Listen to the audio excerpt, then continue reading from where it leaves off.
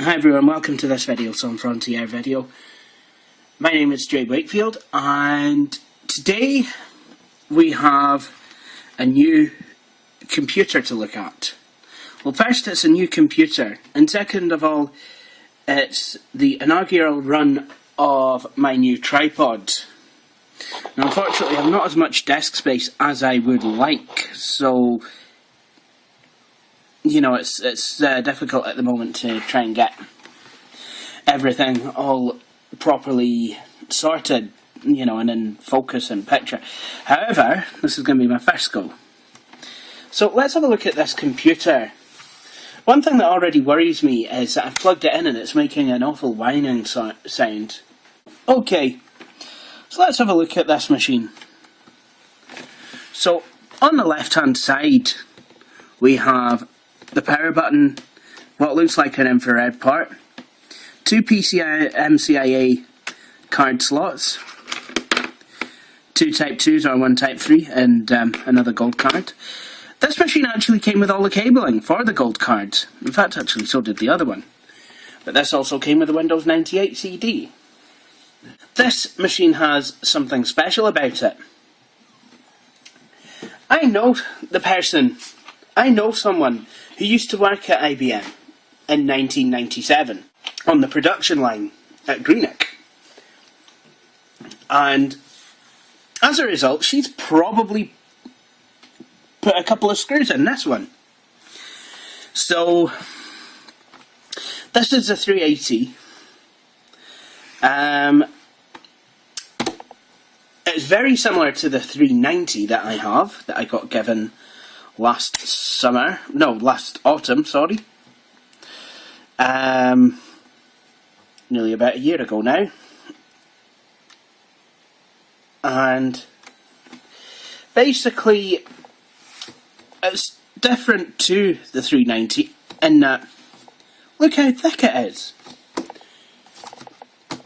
It's about the average height of a curb.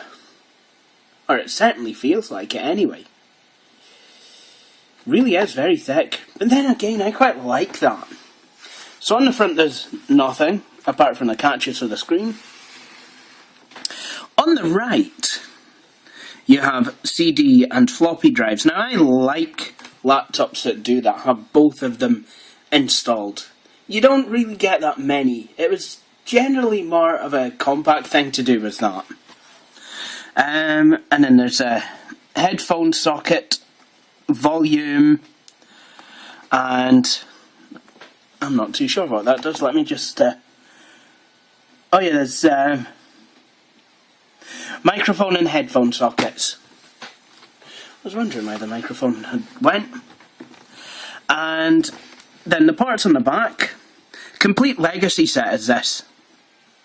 You have VGA, IEEE 1280 for parallel, and serial. I've not even, and the PS2 is next to the power supply. So there's nothing like USB or anything like that. You know, basically, if you're wanting USB, best to install Windows 98 on it and put a USB card in it. So let's power it on. Let's see what, if anything, happens. I love the look of this machine.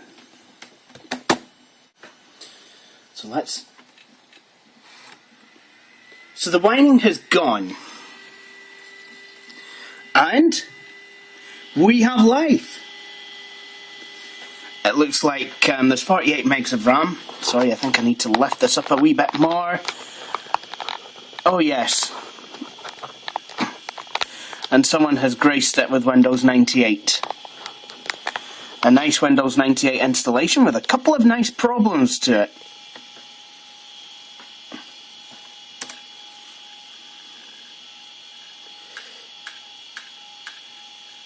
Oh yeah, that hard disk sounds healthy. Very noisy. Oh well, it boots into Windows. Definitely some sort of networking problem there. Sounds working, you probably didn't hear that. Oh yeah, and by the way, just in case you're wondering, oh my goodness, I really don't like the sound of that disk drive at all. It looks like it's, sounds like it's not long for this world, if you want my opinion.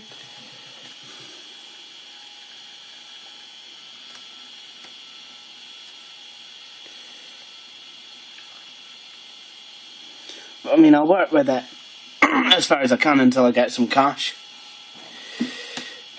Okay.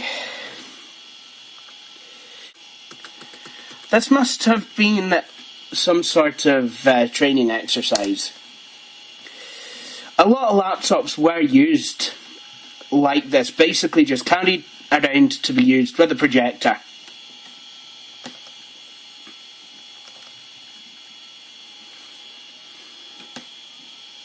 And judging by the icons, well, judging by the Internet Explorer 6 icon down there, I'm guessing it was used well into the 2000s. And to be honest, who can blame the user? Sorry, you can probably see me there. Because I do have to get right very, very close up to be able to see it. Oh, and then there's a CD with random names. This must have been the presentation. Okay, let's have a look at what this machine has to offer. So it's got 48 megs of RAM. It's a Pentium 1 processor. Not entirely sure of what speed, although I'll boot back to the BIOS.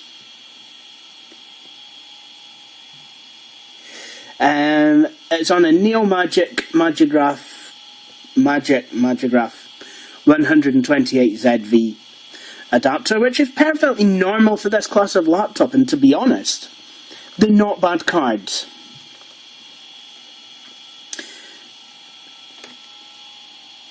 There is Office 2000, judging by this.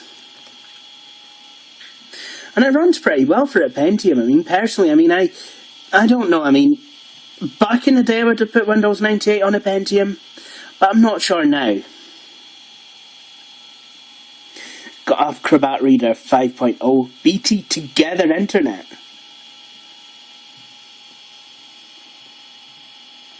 Travel Manager UK and Ireland. And Windows Media Player. Let's have a look at this Travel Manager. I wonder if you need a GPS or something. Let's have a look. You need the disk. Well, I don't have the disk, so that's just too bad, isn't it? So,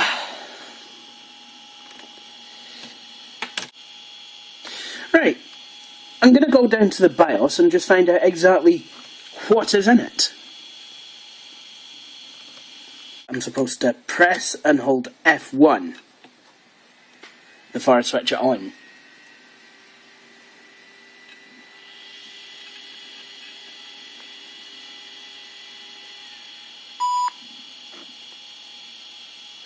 There we go. Microprocessor, Pentium processor, and this is 150 megahertz.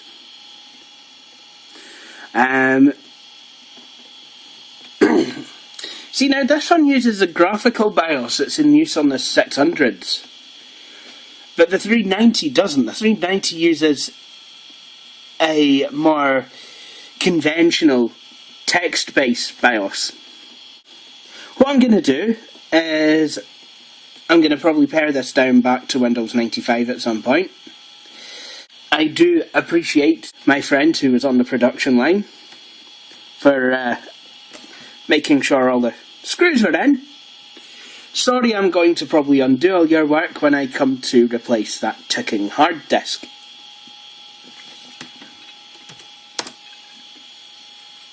Whoops-a-daisy. But apart from anything else,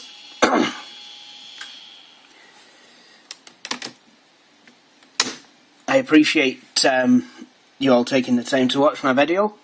Thank you for doing so. And I hope you will see me for my next videos. Thank you very much, and please tune in again.